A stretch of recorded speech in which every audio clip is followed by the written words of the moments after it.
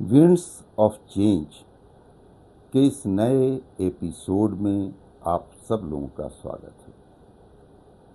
आज 15 मार्च 2026 है और कल के दिन 16 मार्च को 10 स्टेट्स में 37 राज्यसभा के एमपी के सीट्स पर निर्वाचन होने जा रहा है।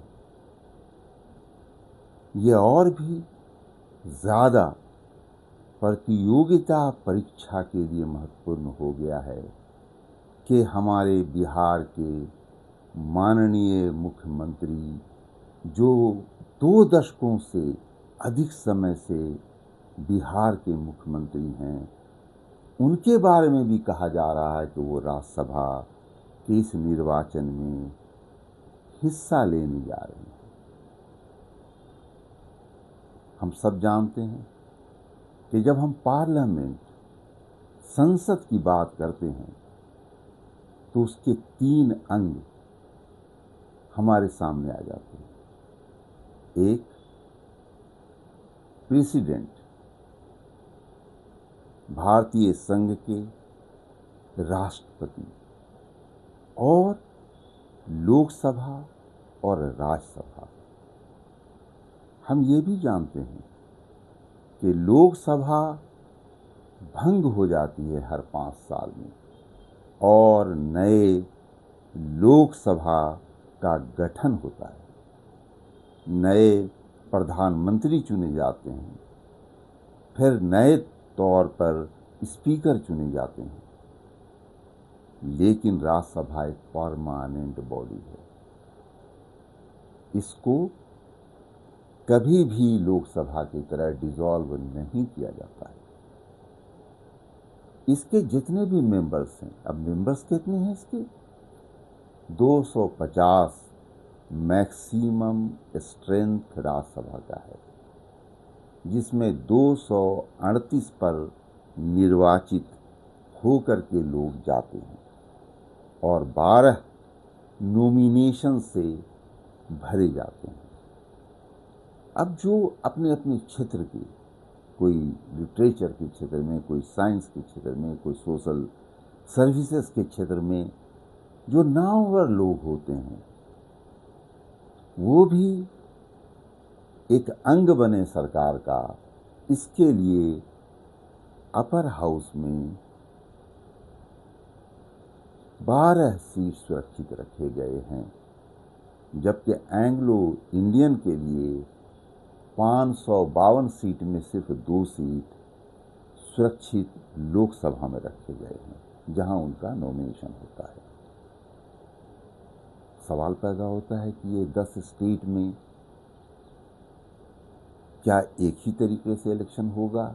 सबके सीट्स एक तरह के हैं? नहीं। अगर हम राज्यसभा की सीटों की चर्चा करें तो इसके सीट्स का निर्धारण आबादी पर, पॉपुलेशन पर होता है। जब हम यूपी की तरफ देखते हैं तो वहां देखते हैं कि 31 राज्यसभा की सीट्स हैं। फिर जब हम यूनियन टेरिटरी पुडुचेरी की तरफ देखते हैं तो देखते हैं कि वहां मात्र 1 राज्यसभा सांसद की जगह है। जब हम अदर यूनियन टेरिटरीज की तरफ देखते हैं, दिल्ली और पुडुचेरी को छोड़ के, तो हम देखते हैं कि कहीं भी एक भी सीट राज्यसभा के लिए नहीं है। स्टेट्स में भी अगर हम कह रहे हैं कि 31 यूपी को है, तो बहुत सारे ऐसे छोटे छोटे स्टेट हैं जिनको बहुत कम है। दिल्ली को भी मात्र 3 ही सीट है, यानी दिल्ली के लेजिस्लेटिव असेंबली के लोग राज्यसभा में 3 एमपी को भेज सकते हैं। अब सवाल पैदा होता है कि लोकसभा का इलेक्शन डायरेक्ट होता है, जनता यूनिवर्सल अडल्ट फ्रेंचाइजी के तहत जो आर्टिकल 326 में डील किया गया है कॉन्स्टिट्यूशन के, जिसमें हर सिटीजन को अगर कोई कानूनी अड़चन नहीं हो तो उसे वोटर बनने का अधिकार है और उसे मतदान के दिन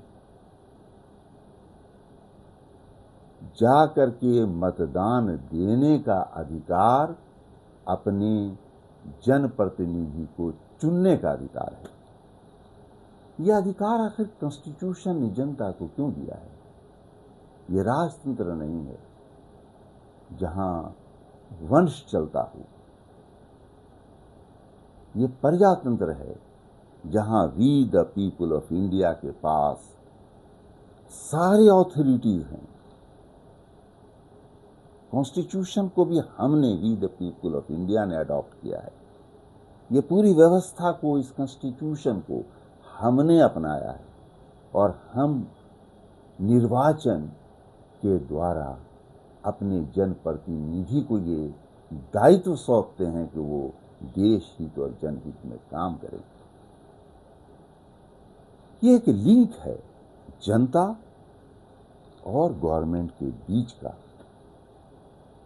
जो सरकार है उसे भी ये पता है कि बिना जनता के गुडविल के हम दोबारा जीत करके नहीं आ सकते। फिर हम देखते हैं कि आहर्ता में क्या अंतर है, क्या होना चाहिए एक कैंडिडेट के लिए, क्या आहर्ता तय की गई है कॉन्स्टिट्यूशन में। हम देखते हैं कि लोकसभा का मेंबर और राज्यसभा के मेंबर दोनों की आहर्ताएं एक ही हैं। अंतर कहाँ है?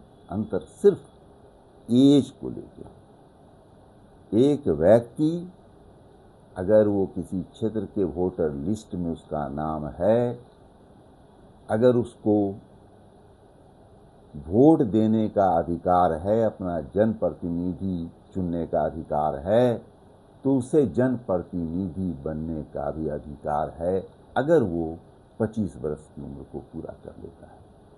लेकिन जब हम राज्यसभा में जाते हैं तो हम देखते हैं कि यहाँ पर उम्र 30 वर्ष है।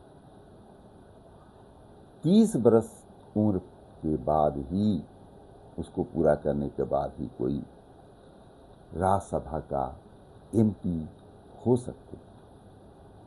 फिर हम देखते हैं कि लोकसभा 5 साल में डिसॉल्व हो जाता है, फिर जनरल इलेक्शन होता है। लेकिन राज्यसभा परमानेंट, वो कभी डिसॉल्व नहीं होता लोकसभा की तरह। फिर उसमें बदलाव कैसे आता रहता है, ये इलेक्शन कैसे हो रहे हैं 37 सीटों पर इस साल।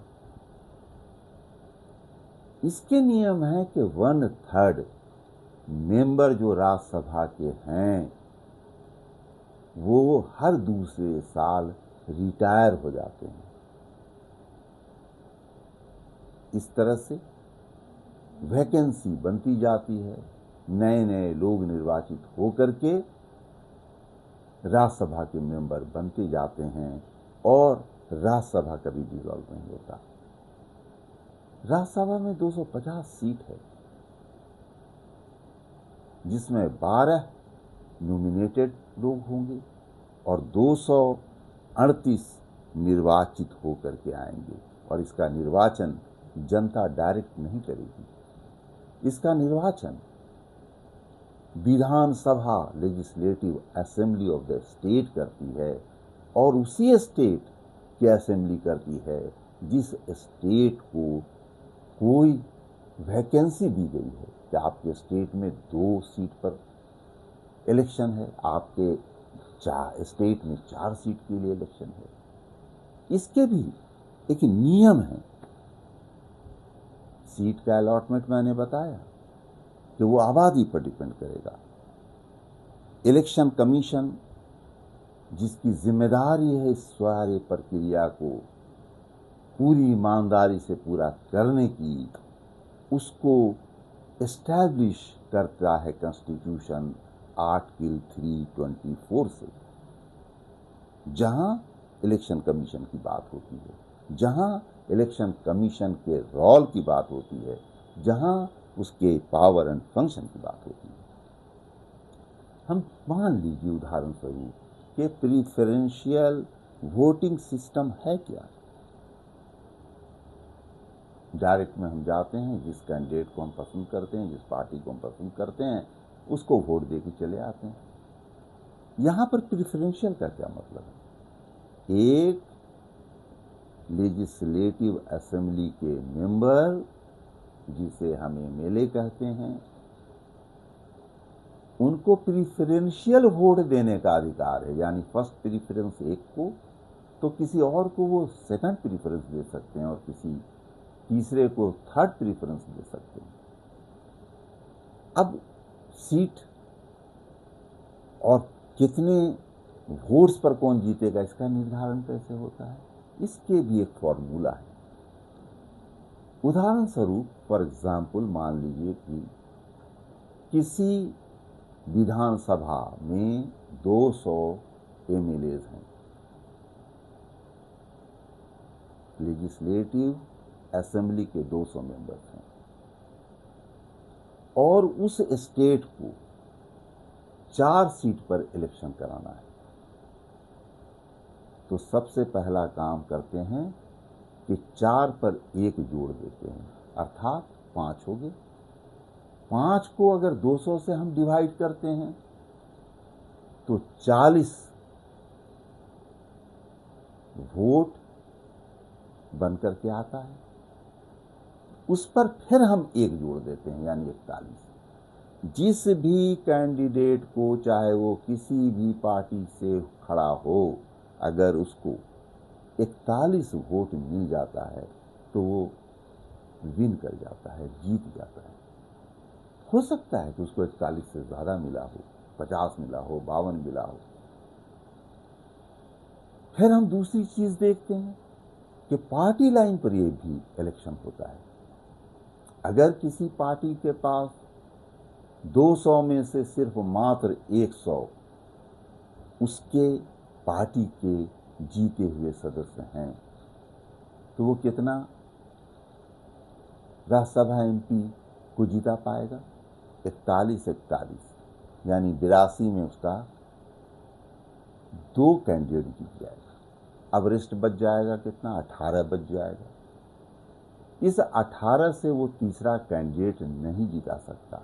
इसीलिए हम बराबर सुनते हैं कि क्रॉस वोटिंग हो गया, यानी पार्टी लाइन से हट करके कुछ विधायकों ने किसी के पक्ष में वोट डाल दिया।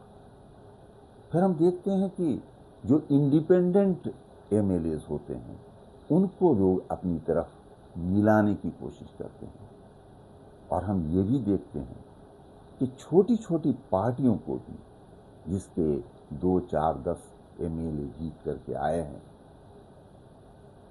उनको भी मिला करके संख्या पूरा करते हैं, ताकि हमारा ये 18 जो वोट बचा हुआ है, ये किसी एक को फर्स्ट प्रेफरेंस में मिले तो उस पर दूसरे लोग भी फर्स्ट प्रेफरेंस में वोट दें, और 41 पूरा हो जाएगा तो तीसरा सीट भी हमारे दल को मिल जाएगा।